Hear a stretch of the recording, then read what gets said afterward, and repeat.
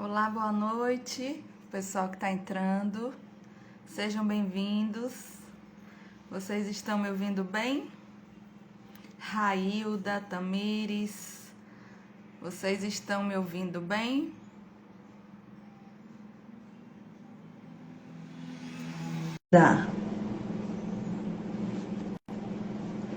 Tá bom o som, Tamires? Olá, tudo bem? O seu som tá um pouquinho baixo, o seu áudio. Deixa eu ver agora. Será que se eu colocar o fone fica Melhorou, melhor? melhorou, melhorou. Foi. Seja bem-vinda, Amanda. Muito obrigada por estar aqui hoje com a gente. O Lar do Coração lhe abraça, lhe acolhe e lhe recebe com muito amor. O pessoal está entrando. Sim. Nós agradecemos a oportunidade do convite, do trabalho. É um prazer. É a primeira vez, né, que eu estou aqui com vocês. Então, nossa gratidão. Tem gente dizendo que o som tá baixo, que o seu som tá baixo. Eu tô te ouvindo direitinho, mas tem algumas pessoas estão achando que tá baixo. Vou colocar o fone para ver se fica melhor para vocês. Tá bom. É a primeira vez, eu tenho certeza que de outras, porque agora eu vou lhe chamar outras vezes também. O pessoal está entrando, as pessoas que já entraram, boa noite, sejam bem-vindos. Enquanto as pessoas entram, a gente já vai fazer aquela parte que é tão importante, que é a nossa prece inicial. Então eu convido a todos para que possamos fechar os nossos olhos, elevar os nossos pensamentos a Deus, silenciar a nossa mente, silenciar o nosso coração, aquietando-nos interiormente, para que possamos sentir mais de perto a presença dos benfeitores espirituais, que com certeza aqui já estão. Jesus disse: onde estivesse duas ou mais pessoas reunidas em teu nome, presente ele estaria. E nós temos total convicção de que ele está conosco agora. Não como um ser lá distante, mas aqui e agora, conosco, nos oferecendo a sua presença, a sua providência. Que possamos estar abertos para senti-lo, que ele, através dos benfeitores, possam iluminar ainda mais Amanda, para que ela seja sua porta-voz, nos trazendo os alertas necessários que tanto precisamos e nos relembrando da mensagem do Evangelho, porque nós costumamos esquecê-la. Que o Senhor abençoe Amanda, abençoe a cada um de nós, abençoe o mundo, e que possamos não apenas ouvir as mensagens que Amanda vai nos trazer hoje, mas, sobretudo, que possamos ter o ânimo de colocá-las em prática no cotidiano da nossa vida. Nos abençoe, Senhor, e se conosco hoje, amanhã e sempre. Que assim seja. Assim seja. Então, hoje nós temos a alegria de receber Amanda Cafezeiro, que é psicóloga, trabalhadora do Centro Espírita Bezerra de Menezes de Jequié, que vai falar para a gente de um tema que na sua falta pode nos adoecer e na sua prática pode nos curar. E é exatamente sobre perdão e auto-perdão que Amanda vai hoje falar para nós. Amanda, fique à vontade, a palavra é sua. Então, boa noite a todos. Vocês conseguem me ouvir bem agora? Tá melhor para vocês? Tá. Joia, maravilha. Então, nossa gratidão, né? Eu sou trabalhadora do Centro Espírita Bezerra de Menezes, de Jequié. É um prazer, né, para todos nós estarmos aqui hoje. nesse contato com vocês, né, com os irmãos do Lar do Coração. E a proposta da nossa reflexão da noite é o tema do perdão e do auto-perdão. Esse tema é um tema especialmente importante porque geralmente nós temos muita dificuldade em realizá-lo, não é verdade? A gente sempre fala muito sobre isso, né, nas doutrinárias e até mesmo em todos os ambientes onde a mensagem do Cristo é tratada, é trazida. Esse é um tema fundamental. E nessas reflexões, a gente precisa começar a identificar o que é que acontece, o que surge como obstáculo para que a gente consiga, de fato, realizar esse movimento, tanto do perdão quanto do auto-perdão. Porque se a gente for observar mais profundamente, esses dois aspectos estão profundamente interligados.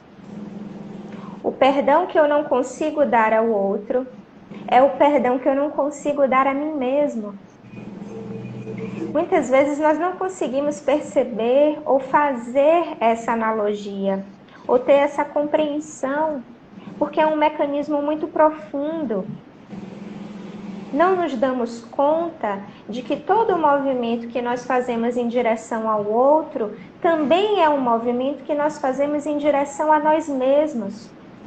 E justamente por conta dessa dificuldade no nosso entendimento acerca do que seja o perdão, de como realizar o perdão, quais são os movimentos que nós precisamos fazer para realizar o perdão, é que nós muitas vezes criamos máscaras dentro dos nossos ambientes religiosos. E eu digo ambientes religiosos porque não me refiro exclusivamente ao centro espírita ou à doutrina espírita, né? Eu me refiro a ambientes religiosos de modo geral.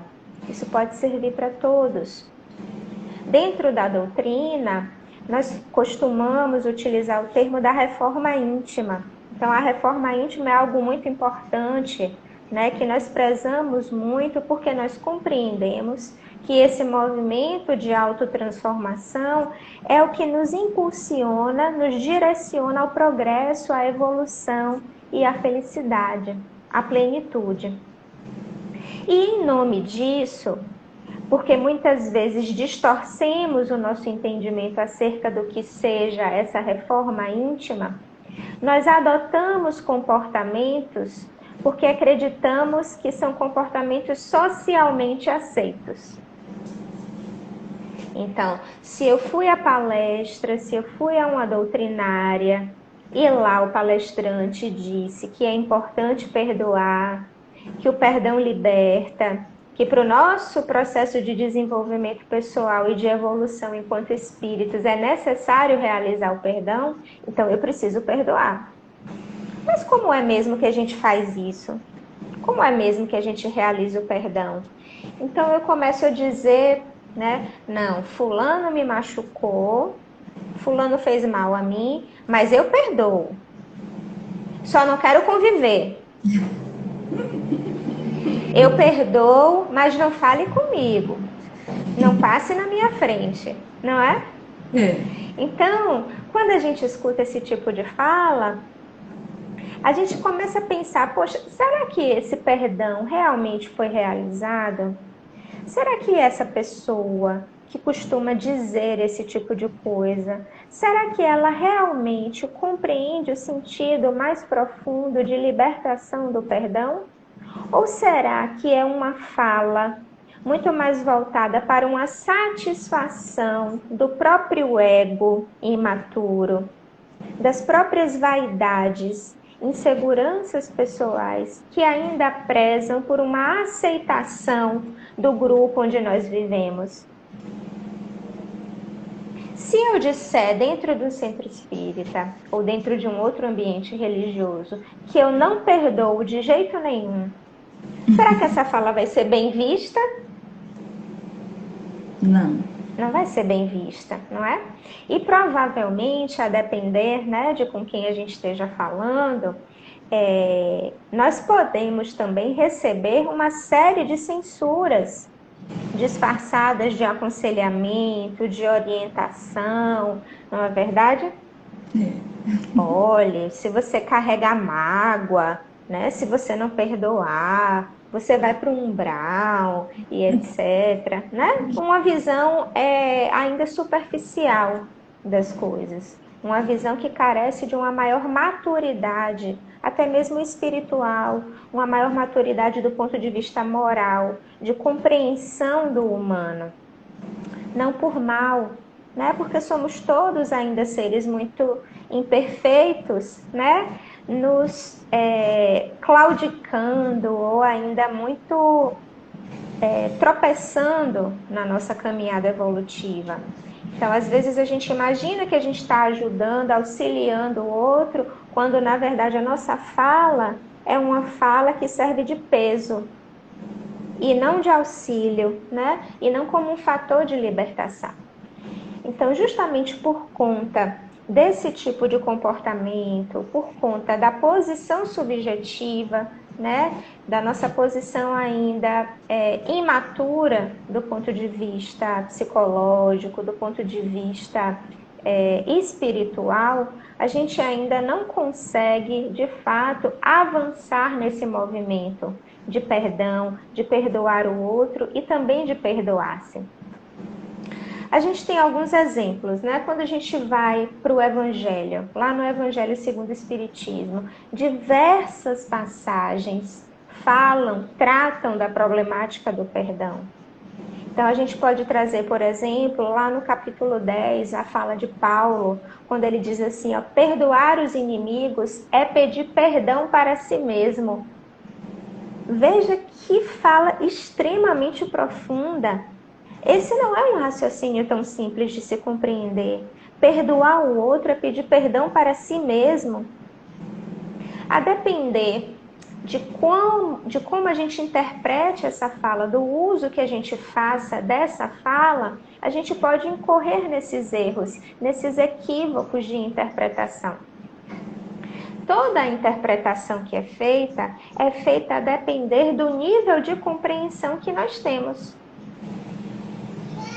Então, quanto maior a nossa maturidade espiritual, quanto maior a nossa maturidade do ponto de vista emocional, psicológico, quanto menor for o nosso apego ao ego, quanto menor for o nosso apego à matéria, mais facilidade a gente tem de conseguir compreender a essência dos ensinamentos crísticos.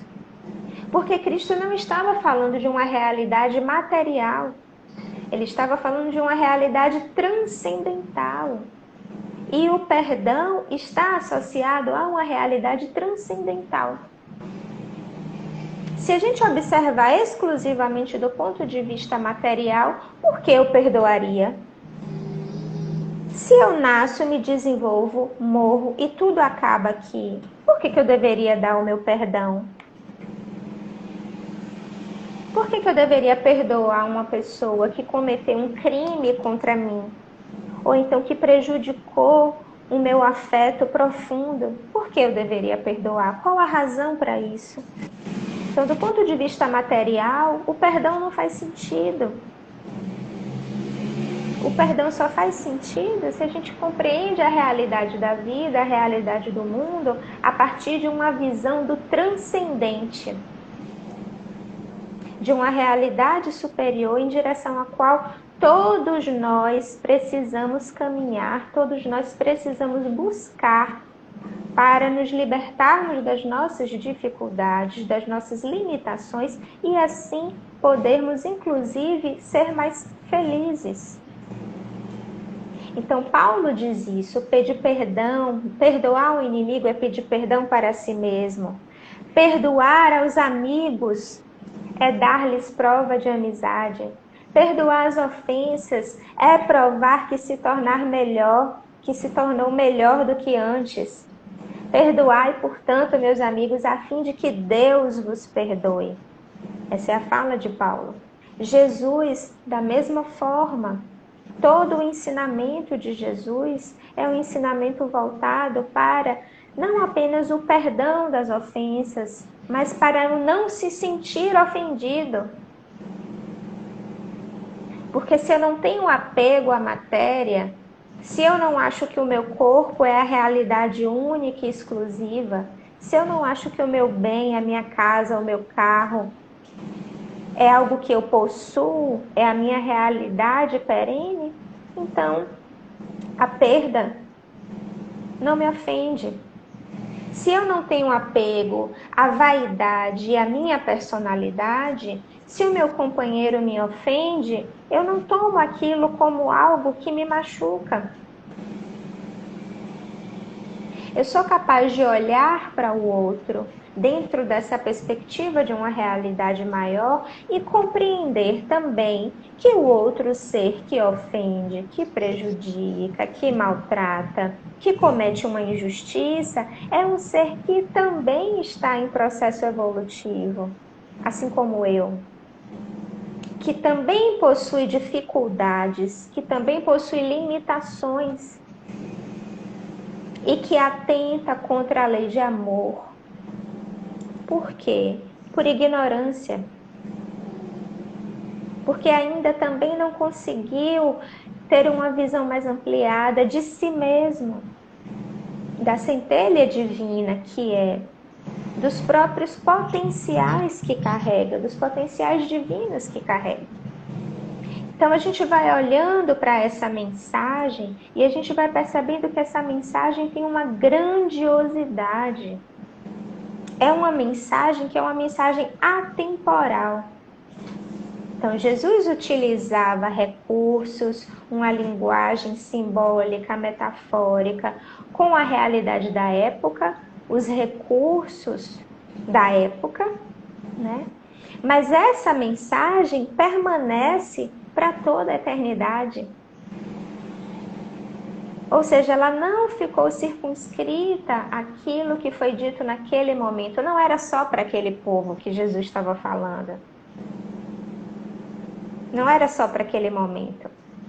A mensagem de Jesus ficou para todos nós e ela vai permanecer, justamente porque ela é atemporal. Ela não está presa à materialidade das coisas. Não foi simplesmente um evento histórico. O nosso exercício e o nosso grande desafio é tentar buscar essa mensagem para uma dimensão que seja uma dimensão mais profunda do ser. Não para uma dimensão punitiva, não para uma dimensão de castigo. Se eu não fizer, se eu não perdoar, eu vou sofrer, eu vou ser castigado. Porque as pessoas passam, a partir dessa lógica, a agir pelo medo e não pela compreensão dos infinitos potenciais que possui de superação, de realização, de desapego. Não é verdade? Então, a lógica precisa deixar de ser uma lógica de castigo e de punição. Nessa lógica de castigo e de punição, eu preciso me comportar de uma maneira que as pessoas me digam que é uma maneira boa, né? Que o meu grupo religioso olhe para mim e diga assim: nossa, Amanda, ó, legal, parabéns, é isso mesmo. Continue agindo assim. Né? Eu preciso superar esse movimento de aceitação, de necessidade de aceitação do outro, de me comportar de uma maneira que eu imagino que aquele grupo espera que eu me comporte, né? Por medo de ser criticada, por medo de ser discriminada dentro daquele grupo, por medo de uma punição divina. E quando a gente pensa na punição divina, geralmente a gente imagina que isso aconteça dentro de outras religiões e não dentro da doutrina espírita. Mas de alguma maneira nós também trazemos determinados resquícios, né? Determinadas influências que vêm de outras religiões. E isso chega até nós como um peso. e não como uma mensagem que é uma mensagem libertadora. A verdadeira proposta do Espiritismo é justamente a de libertação, né? Libertação dos dogmas, libertação dos preconceitos, libertação da visão literal dos fatos, da mensagem do próprio Cristo, né? Para que a gente possa compreender de fato aquilo que está por detrás dessa mensagem. E através dessa compreensão conseguirmos nos libertar, caminharmos de uma forma mais assertiva, não é assim? Então, se a gente não pensa sobre tudo isso, se a gente não reflete sobre tudo isso, a gente incorre nos mesmos erros de sempre, nos mesmos equívocos de sempre. E aí a gente vai pensando assim, se eu preciso perdoar, só o próprio ato ou simples ato de imaginar que eu preciso perdoar alguém, isso já demonstra claramente a minha imaturidade, a imaturidade do meu ego. Por que a imaturidade do ego?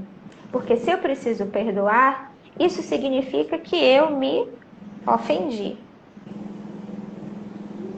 E quem é que se ofende? Quem se ofende não é o espírito. Quem se ofende é o ego.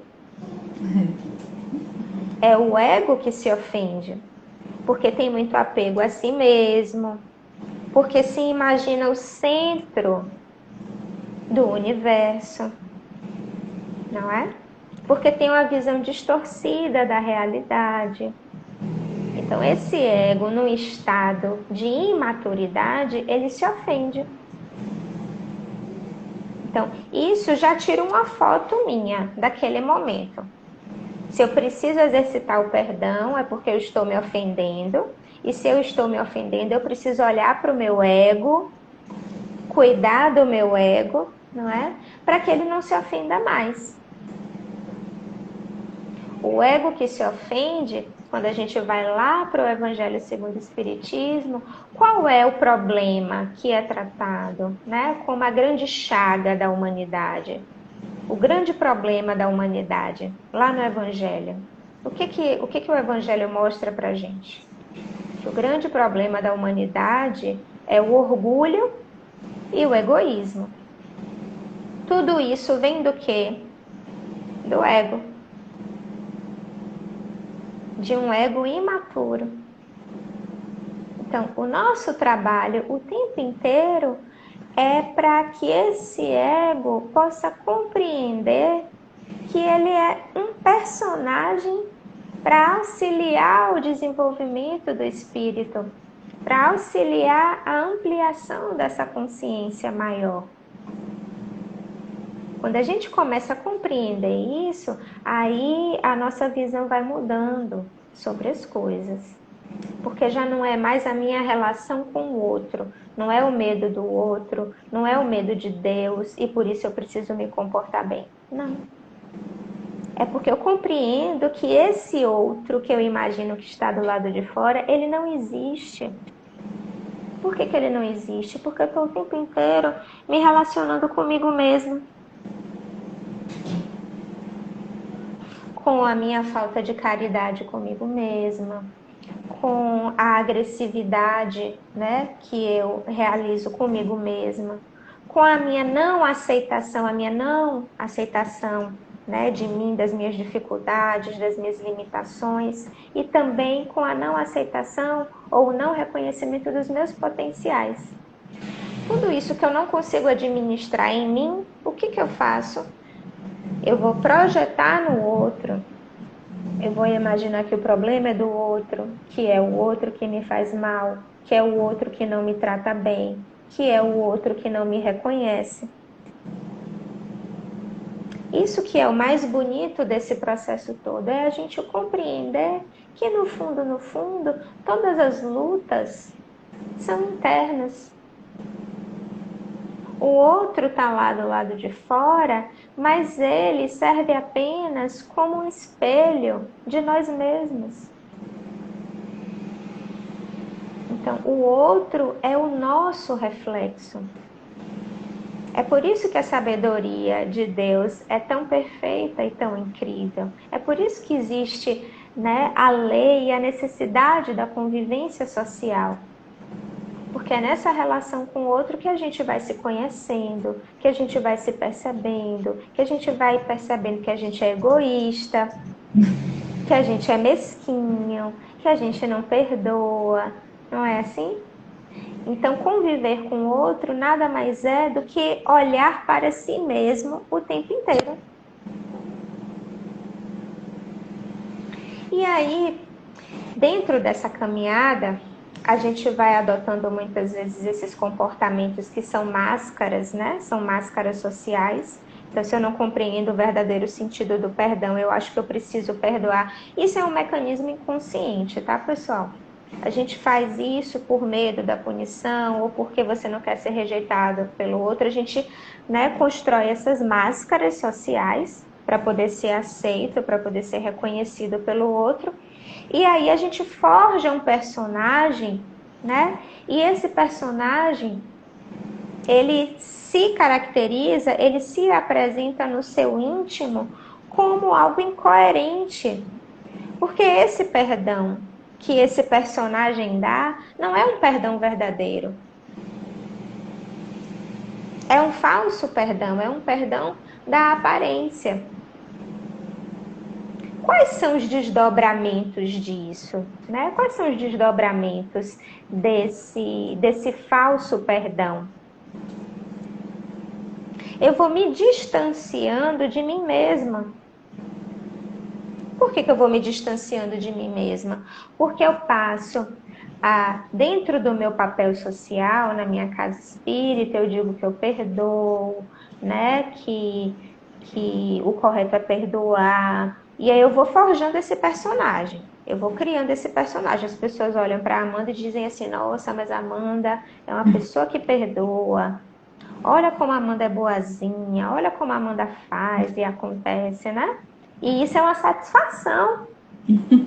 A Amanda vai ficando feliz porque as pessoas tratam ela bem, a admiram, acham que ela é legal, que ela perdoa as pessoas, né? Só que o grande problema disso tudo é que eu posso acreditar na fala das pessoas e começar a achar que eu sou isso mesmo. Mas no fundo eu não sou. E como a alma sempre prevalece, como o espírito sempre prevalece, essa minha realidade interna que sabe que eu não perdoei, ela sempre vai se apresentar. E muitas vezes ela se apresenta de uma forma muito constrangedora para mim. Aí a gente vai para a terapia e a gente fala assim, é porque é o inconsciente da pessoa, que boicota a pessoa, né? Esse inconsciente nada mais é do que o espírito.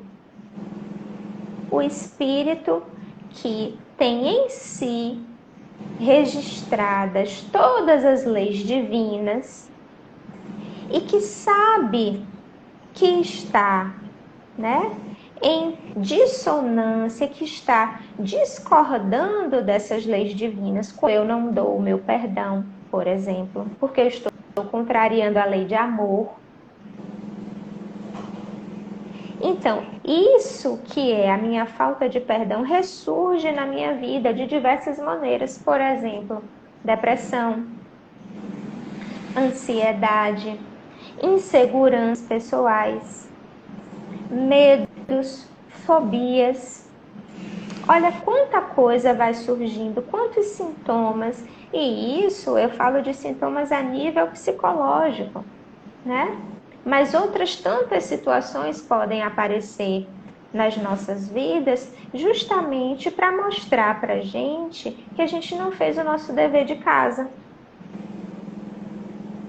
que verdadeiramente, que profundamente a gente não fez o movimento que a gente precisava fazer, que era o movimento do perdão, da libertação. Observe como em tudo que acontece conosco existe uma sabedoria. É a sabedoria divina operando em todos nós, em tudo aquilo que existe. Qual é o convite? O convite é que a gente possa pegar essa mensagem, que é uma mensagem geralmente vista como algo literal, e possa de fato trazer para algo mais profundo, para um movimento que é um movimento de alma. Aí a gente pensa assim, tá, Amanda, tudo bem, mas como é que a gente faz isso? Já que é um movimento tão profundo, já que nem sempre a gente tem consciência disso que a gente faz, dessas máscaras que a gente veste, né, que a gente cria, desses personagens, o que a gente precisa fazer realmente para começar a ter acesso a esse movimento que é mais profundo, que é um movimento do espírito? Lá no Evangelho, a gente vai descobrir um caminho para isso. A mensagem de Jesus é um caminho para isso. Então, se a gente pensa, por exemplo, que aquele que comete uma iniquidade, se a gente pensa que aquela pessoa que cometeu um ato que violou o direito do outro, que agrediu o outro, que essa pessoa, assim como eu, é um espírito em processo evolutivo, que também se equivoca da mesma forma como eu. Veja que a gente está falando de uma empatia. A gente está falando de olhar para o outro e reconhecer que o outro tem aspectos, tem coisas que são semelhantes a nós. Que se hoje eu não tenho mais as mesmas atitudes do outro, em algum momento eu posso ter tido. Se hoje eu não tenho as mesmas atitudes do outro, se as circunstâncias da minha vida se alterarem, se a minha vida se tornar muito dura, muito difícil, quem me garante que eu não vou ter o mesmo comportamento que ele? A gente não sabe. A gente não tem como afirmar categoricamente que jamais faria aquilo, que jamais teria aquele comportamento. A gente não teria baseado na nossa realidade de agora. Mas se a realidade mudar, a gente não pode dizer que não faria. Então, esse movimento de empatia, né, de olhar para o outro e perceber que o outro é igual dentro de uma mesma caminhada, né, é o primeiro movimento que a gente precisa fazer para começar a exercitar esse perdão. Então, ver o outro como igual a mim, como capaz de cometer erros que eu também posso cometer. E se eu não cometer aquele erro, eu estou o tempo inteiro cometendo outros erros que também vão demandar o perdão. Se aquele ser que cometeu um determinado equívoco está em busca da felicidade, eu também posso cometer equívocos buscando a minha felicidade. Um grande exemplo disso são os relacionamentos amorosos. Nos relacionamentos amorosos, a gente costuma cometer muitas injustiças ou atentar contra a integridade do outro, mesmo sem nos darmos conta. A gente quer controlar. Às vezes as pessoas querem fiscalizar, tiram a autonomia e a liberdade do outro. Às vezes, né, acontecem agressões que não precisam ser só agressões a nível físico, mas do ponto de vista subjetivo, do ponto de vista psicológico.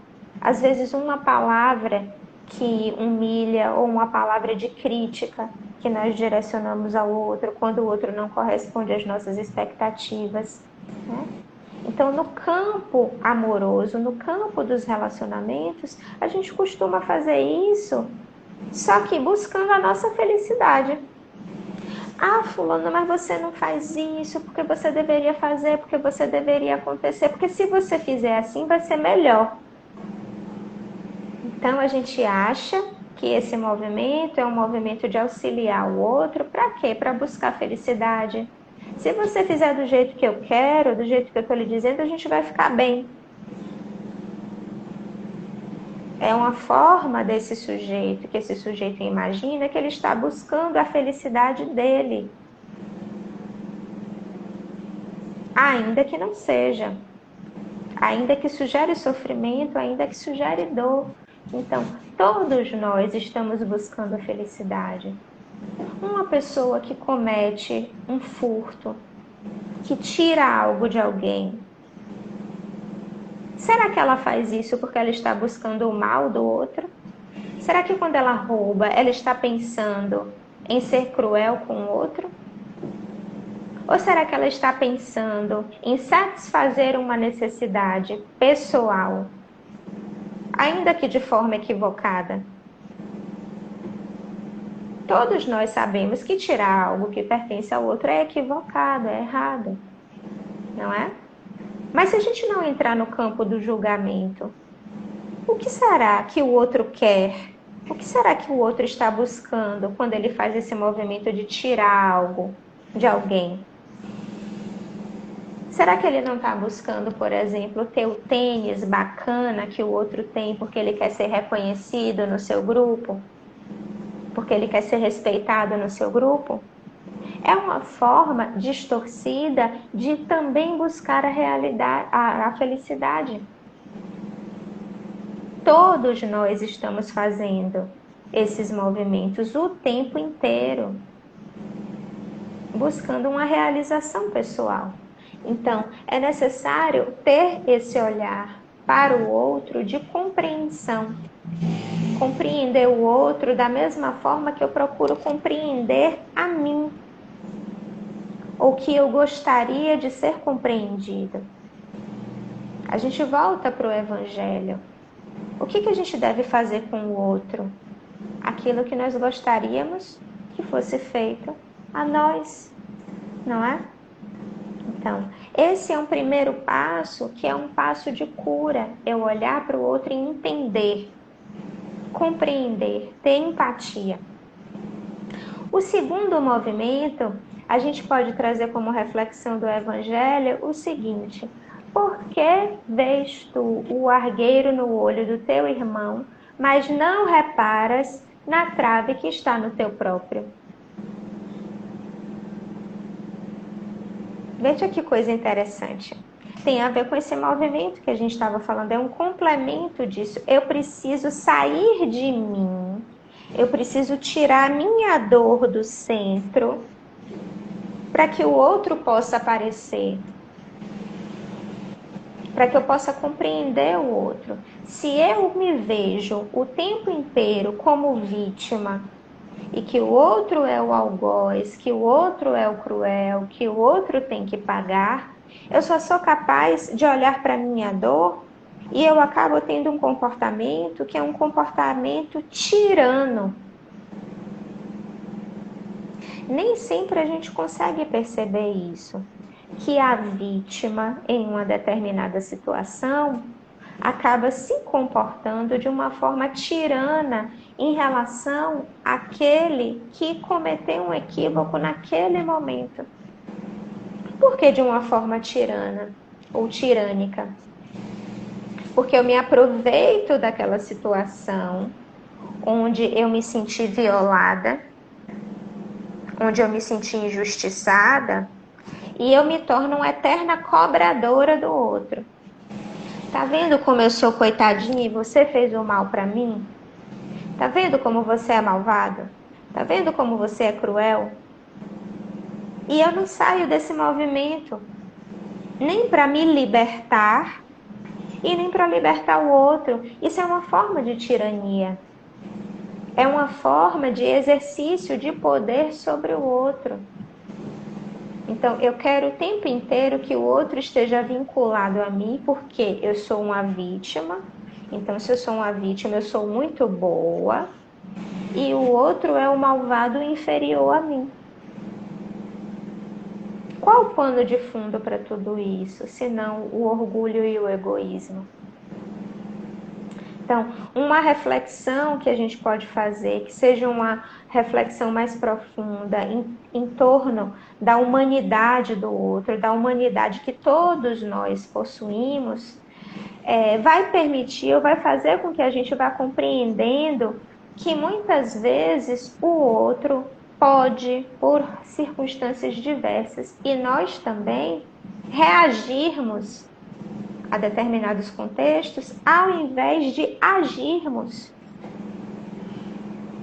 Então, a gente pode ser reativo em uma determinada situação, ao invés de parar, se distanciar, refletir um pouco mais, para ter uma conduta mais madura, mais elaborada, mais pensada. Todos nós estamos submetidos a isso. A gente utiliza uma expressão popular que é assim, fulano agiu com fígado. O que significa isso, agir com fígado, né? Agiu com a emoção, com a raiva. Foi tomado pela raiva e agiu. Fulano age com fígado. Isso quer dizer o quê? Que a pessoa não parou para pensar, não parou para refletir, né? Então, a gente faz isso no nosso dia a dia.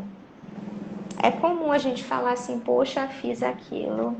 Eu nem parei para pensar na hora. Se eu tivesse parado para pensar, eu não teria dito aquilo. Se eu tivesse respirado um pouquinho, eu não teria feito aquilo. Todos nós passamos por isso. Quando a gente pensa também nessa fala, bem-aventurados os pobres de espírito. O que são os pobres de espírito? Os humildes. O movimento do perdão é um movimento de humildade. Por que é um movimento de humildade? Porque quando a gente perdoa, né, quando a gente é capaz de perdoar o outro, é porque a gente já atingiu uma compreensão de que não existe absolutamente ninguém na face da Terra que não esteja submetido a processos de sofrimento. Então, eu perdoo porque eu sei que estando encarnado, eu estou submetida a tudo como qualquer outra pessoa. Eu estou submetida a ser injustiçada. Eu estou submetida a traições. Eu estou submetida, por exemplo, a ser vítima de um comportamento cruel do outro. Por quê? Porque todas as pessoas que estão encarnadas podem passar por isso. Eu não sou diferente de ninguém. Então, isso é humildade. Também é a mensagem do Evangelho, né? Então, bem-aventurados os humildes, bem-aventurados os pobres de espírito. Se eu me coloco, se eu faço esse movimento psicológico, né, de buscar a humildade, de me ver como igual ao outro, eu reconheço que o sofrimento pode chegar para mim. Eu não me sinto vítima de absolutamente nada. Eu começo a compreender que se eu posso passar por uma situação de sofrimento, se essa situação de sofrimento chegou na minha vida e eu tenho a humildade de recebê-la, é porque eu compreendo que, de alguma maneira, essa situação me traz um aprendizado. Essa situação que chegou para mim, se eu não tenho apego à matéria, se eu não tenho apego às coisas, e até mesmo ao meu corpo físico, por exemplo, em uma situação de doença, em uma situação em que eu tenho uma ameaça física de fato, se eu não tenho apego, se eu me coloco em uma posição de humildade diante da vida, compreendendo a forma como Deus trabalha em todos nós, através desses acontecimentos, isso é uma posição de submissão, mas não é uma submissão que é uma submissão cega. É uma submissão de uma aceitação das coisas que acontecem na vida como sendo providenciais para o nosso crescimento. Todas as situações. Não existe absolutamente nada que chegue para as nossas vidas que não seja um fator de crescimento, porque tudo é experiência. E toda experiência deve gerar um aprendizado, deve gerar um crescimento. Então, é preciso humildade para perdoar. Difícil, não é? Mas observe como o trabalho é sempre um trabalho do ego. Da gente ir flexibilizando o nosso ego, da gente ir se espiritualizando. Quanto mais a gente faz um movimento de transcendência, de espiritualização, mais o nosso ego vai ficando flexível. Menos ele se ofende, menos ele reage. Quando a gente reage, que a gente vai ali defender um ponto de vista, a gente briga com o outro, vai defender uma ideia, né? Quando a gente acusa o outro, quem está falando primeiro é o nosso ego. Então a gente começa a olhar para essas coisas, poxa vida, olha, essa situação aconteceu e eu fiquei incomodada. Olha, fulano falou aquilo para mim, né? E aquilo me machucou, aquilo me magoou. Então o problema é de quem? É do outro? O problema não é do outro. O problema está em mim que me magoei. Não é?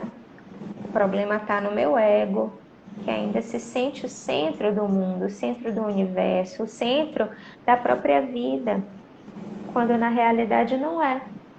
Então a gente vai fazendo esses exercícios, que são exercícios de autorreflexão e de autoconsciência. É cansativo? É desgastante? É. Muitas vezes é mais fácil a gente se colocar na posição de vítima e ficar lá sofrendo. Porque quando a gente está no lugar da vítima, as pessoas olham ao nosso redor e dizem assim, nossa, mas, ai, coitadinha de Amanda, né? Olha o que fizeram com a Amanda, olha que crueldade, que maldade fizeram com a Amanda. Aí a gente fica ali bem pequenininho, né? Recebendo ali o carinho das pessoas, né? O amparo das pessoas. E a gente fica extraindo satisfação disso. Só que isso não gera crescimento pessoal. Isso não gera progresso, isso não gera evolução. Então, tudo aquilo que atenta contra o progresso está indo também contra a lei divina. No nosso psiquismo, na nossa mente, todas essas leis operam. Por quê? Porque as leis estão na nossa consciência. Se a lei vale para a formiguinha, por que não vale para mim? Se a lei vale para a pedra, para todas as moléculas, para tudo que existe, por que para mim não vai valer? Todo o funcionamento do humano, né, ele é sustentado pelas mesmas leis que regem o universo, que são leis atemporais. É por isso que é importante o amor, é por isso que é importante o perdão, é por isso que é importante a humildade. São processos psicológicos que estão em sintonia, em ressonância com as leis de Deus. Quando eu exercito isso em mim, quando eu me conscientizo disso, quando eu percebo que eu preciso adotar todos esses ensinamentos do Cristo, tudo isso que a gente aprende, por exemplo, na doutrina espírita e em outras religiões também, né, que também são caminhos de progresso e de desenvolvimento espiritual. Quando eu me conscientizo de que eu preciso adotar isso para mim profundamente, eu vou começando a me libertar. Aos pouquinhos, mesmo que a gente tenha dificuldades, mas a gente já vai se libertando e o processo vai se tornando cada vez mais consciente. tão consciente ao ponto de quando a gente comete um determinado deslize, na mesma hora a gente já percebe. Poxa, olha, eu não devia ter feito isso, ó, foi o ego. Falou mais alto ali na hora, né? Foi o orgulho, foi a vaidade. Então, tudo isso veio na frente. Mas quando eu agi com orgulho, quando eu agi com a vaidade, eu não olhei para o outro. Eu não enxerguei o outro. Eu não vi a dor do outro, o sofrimento do outro. Aí vai saindo do eu no centro, né? Do ego no centro, para a gente ter uma visão mais ampla da vida. Eu tinha colocado anteriormente que tudo aquilo que chega para a nossa vida tem um sentido. E o sentido é sempre gerar o aprendizado. Então, esse é um quarto movimento que a gente precisa fazer, do movimento do perdão, né? É olhar para a dor, é olhar para aquilo que machucou, para aquilo que feriu, para aquilo que magoou, como algo necessário. Se doeu, se magoou, se feriu, é porque tinha algo em mim que podia ser machucado. Então, existia uma fragilidade em mim. É essa fragilidade que eu preciso curar. De onde é que vem as fragilidades? Vem do apego, vem das nossas ilusões. As ilusões que a gente tem da matéria, das coisas que são perecíveis. Então, o que é uma ilusão da matéria? Por exemplo, eu imaginar que, poxa, perdi um cargo ali do meu trabalho porque alguém me caluniou. Foi injusto comigo. Eu não tinha feito um determinado comportamento, a pessoa disse que eu fiz, e aí eu perdi a possibilidade, né, de conquistar aquele cargo.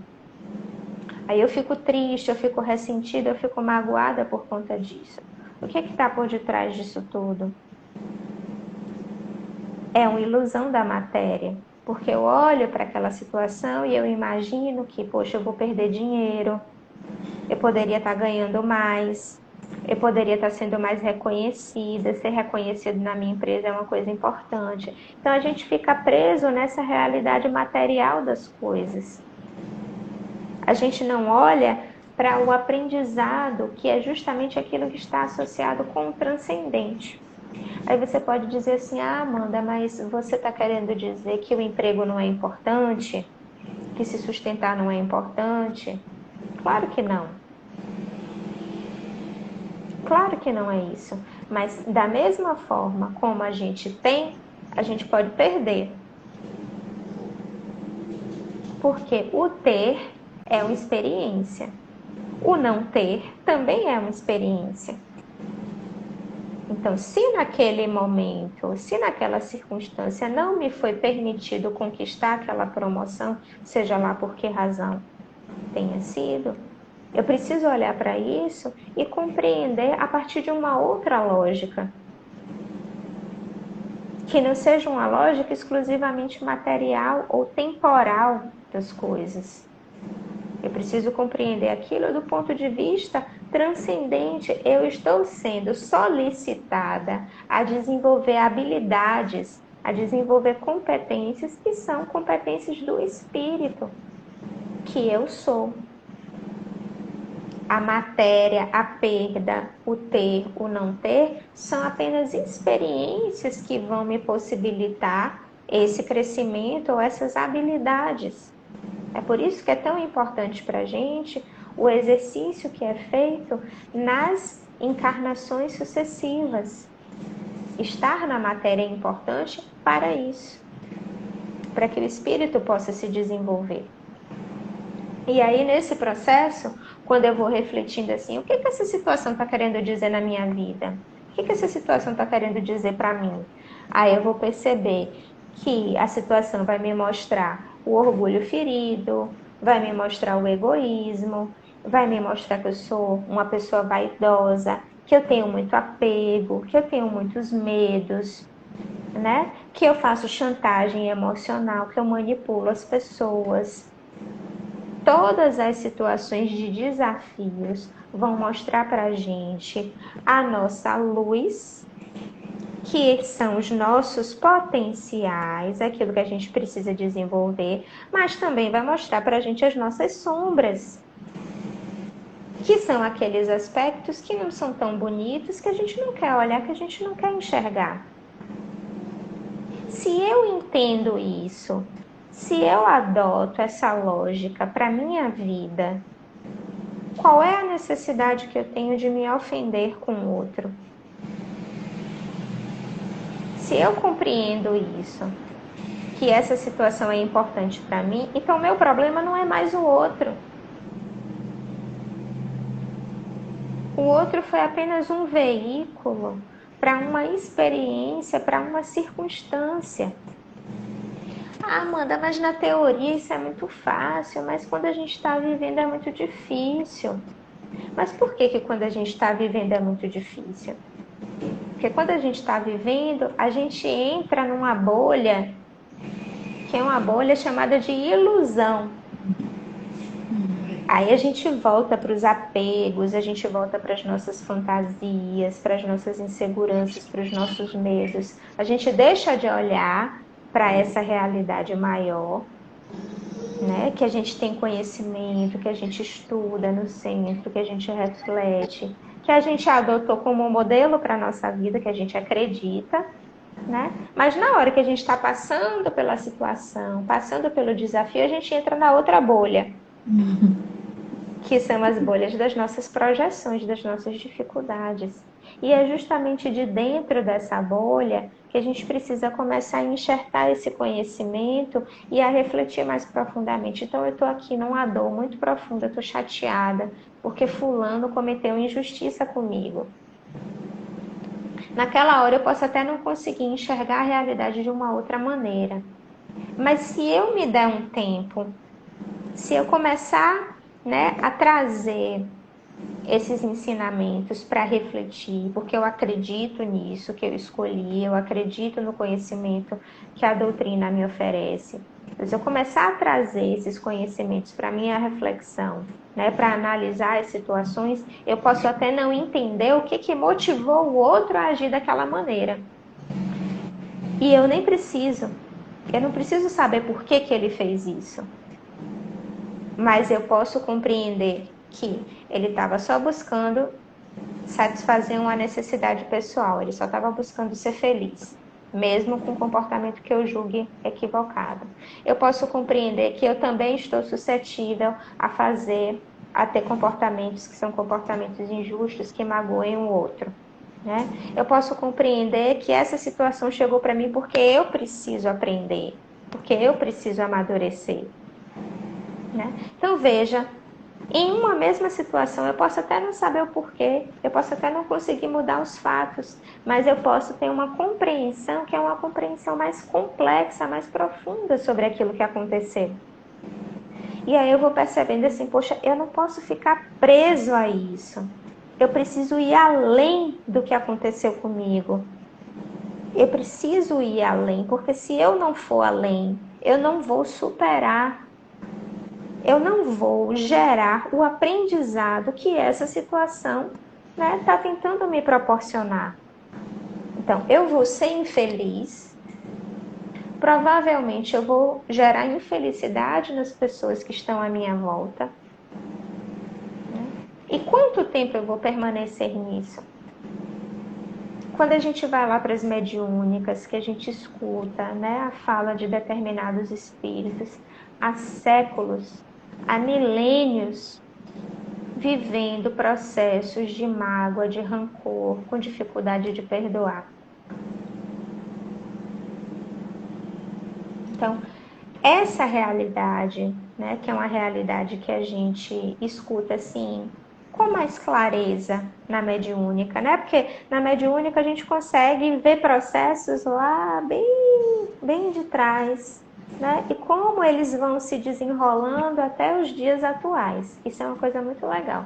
No nosso dia a dia, talvez a gente não consiga ter tanta essa clareza, né? Porque a situação aconteceu ali, naquele momento, a gente não tem a visão do que aconteceu lá atrás para ter desencadeado aquela situação. Mas na mediúnica a gente vê. E aí, quando a gente escuta isso na mediúnica, a gente se dá conta, poxa, aquele espírito sou eu. Aquele espírito que está há milênios vivenciando aquele processo sou eu. Não necessariamente numa situação parecida, mas em outra, em outros processos. Isso gera empatia, isso gera autoconhecimento, autopercepção. Então, o exercício do perdão não pode jamais ser dissociado desse processo que é um processo de autoconhecimento. Então, reconhecer, né? Quando eu reconheço que eu preciso perdoar, é porque eu estou também reconhecendo ao mesmo tempo que eu preciso do perdão. O outro precisa, mas eu também preciso. Se eu quero que as pessoas tenham um pouco de tolerância com as minhas dificuldades, com as minhas limitações, eu também tenho que ter. Se o outro falha, né, e ele quer ser perdoado, eu também quero ser perdoada nas minhas falhas, nas minhas dificuldades. E aí é justamente nesse ponto que eu acho que é o ponto principal, que é assim, se eu não consigo perdoar o outro, isso é um sério indicativo de que eu também não consigo me perdoar. Porque o meu rigor, que não aceita a falha do outro, também é um rigor que existe em mim. É uma não aceitação que existe em mim. Então, eu preciso trabalhar esse aspecto, né, dentro de mim. Eu preciso começar a exercitar a minha humildade, a compreensão das minhas dificuldades, das minhas limitações. Quanto mais humilde se é, quanto mais se tem consciência das próprias limitações, mais fácil é o exercício do perdão. Quanto mais dificuldade em perdoar, quanto mais rancorosa eu sou, mais arrogante, mais egoísta, mais orgulhosa eu também sou.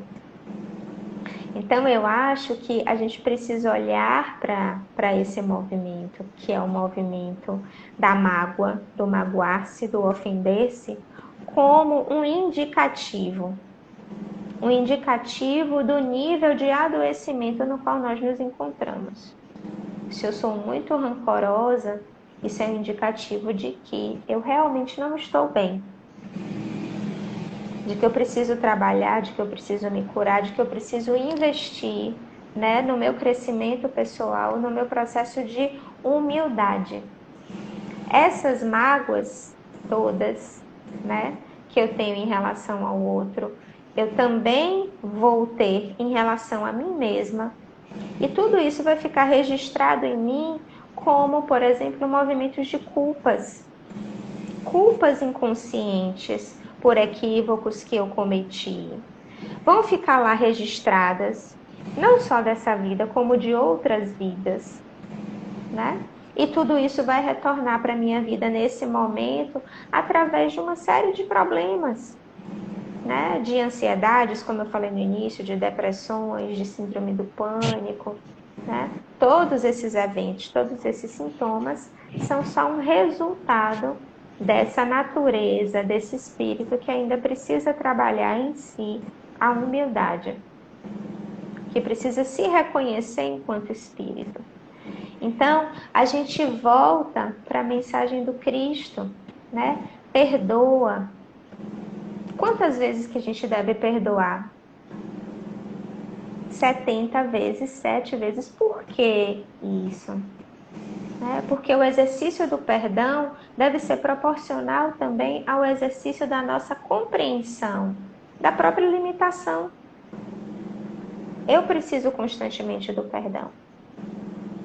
Então, eu também preciso exercitar o perdão constantemente com o outro.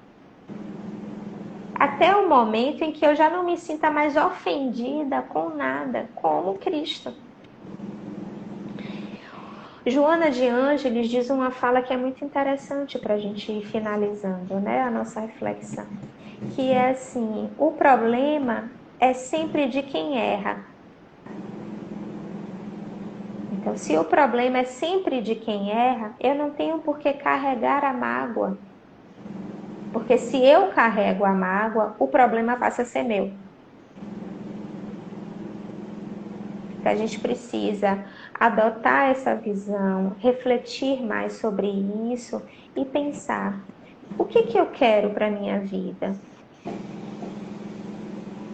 Dessa existência, né, dessa encarnação, desse momento que eu estou vivendo, de que forma que eu quero viver? Quais são as habilidades que eu quero desenvolver para que eu possa viver mais feliz? Eu entendo que a humildade talvez seja a principal delas. A humildade seja uma das principais habilidades para a gente poder viver mais feliz e para que a gente possa também exercitar esse movimento do perdão. Afinal de contas, né, a lei não é mais a lei de talião, olho por olho, dente por dente. É a lei do amor. E o amor encobre uma multidão de pecados. Então, que a gente possa pensar sobre tudo isso, que a gente possa fazer um exercício, né, de trazer essa mensagem para as nossas vidas.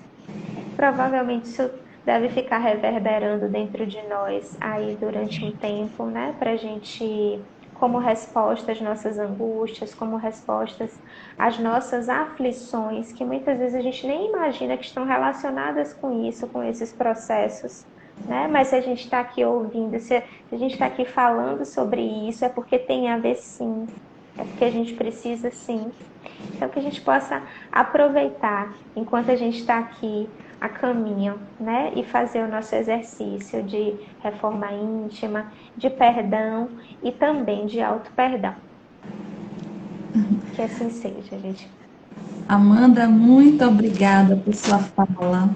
Uma fala maravilhosa que nos trouxe muitas reflexões. Faz com que a gente possa olhar para dentro de nós e perceber onde é que estão os pontinhos que nós precisamos curar, que nós precisamos trabalhar. É claro que esses pontinhos todos dificilmente nós vamos curar numa única existência, mas é como você falou, de pouquinho em pouquinho a gente vai curando, um aqui, outro ali, outro amanhã, e esse trabalho do desenvolvimento da humildade é essencial, é fundamental.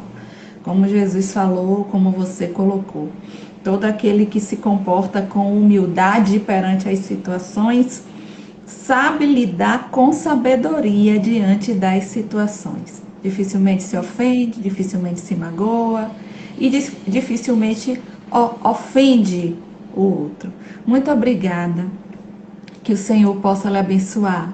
Que você continue com esse verbo fácil, com essa palavra que toca e que faz com que a gente reflita de verdade em qual o nosso papel aqui e principalmente o nosso papel nas relações interpessoais.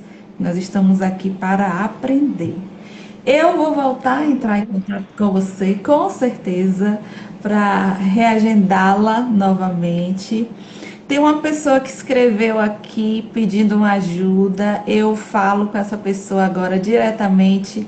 Entre em contato comigo pelo privado, manda uma mensagem lá, que a gente conversa, a gente vai se acertar por lá, viu? Se você estiver aqui assistindo ainda, manda uma mensagem lá, que eu vou combinar tudo com você. Agradeço a Amanda, agradeço as pessoas e vou pedir a você, Amanda, para fazer a nossa prece de encerramento. Pode ser? Pode sim, claro. Então nós elevamos os nossos pensamentos ao alto, com os nossos corações cheios de gratidão por esse momento de reflexão. Agradecemos à espiritualidade amiga, aos mentores espirituais desse trabalho e dessa casa de estudos e de oração, pela presença, pela assistência nesse momento. Confiamos que as vibrações amorosas desses irmãos, desses amigos abnegados, tenham chegado aos lares de todos nós que aqui nos encontramos. Certamente também chegaram aos lares dos nossos afetos e daqueles que necessitam. Nossa gratidão ao nosso Divino Mestre Jesus, pela presença em nossas vidas, pelo exemplo, pela mensagem atemporal que até hoje nos auxilia e que certamente continuará nos auxiliando por toda a eternidade. Então fica conosco, Divino Mestre, hoje e sempre. Que assim seja. Que assim seja. Amanda, eu lhe desejo paz, paz para você, paz para sua família. E desejo paz para todas as pessoas que estiveram conosco até agora e para as suas famílias também. Fica com Deus, receba um abraço e até a próxima. Tchau, Até a tchau. próxima. Boa noite, pessoal.